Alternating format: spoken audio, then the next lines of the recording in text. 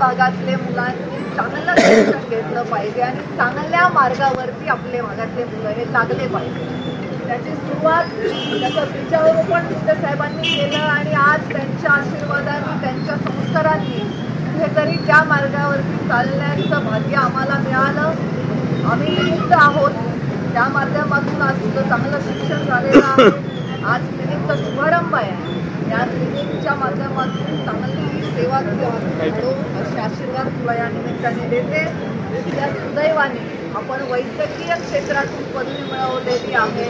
मी म्हणत नाही की जगातले सगळेच डॉक्टर चांगलेच असतात, पण माझं म्हणणं आहे की जगात सगळ्यात चांगले प्रोफेशनल ज्या फील्डमध्ये आहेत ते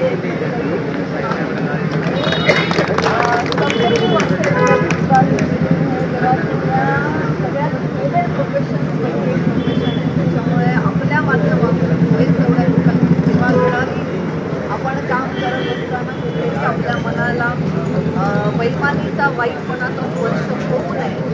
कारण एखादा रस्ता खराब झाला इंजिनियरच्या माध्यमातून खड्डा पडतो, खासाचं लोक 2-4 बोटं शिव्या देऊन तो खड्डा ओलांडून जाऊ शकतो.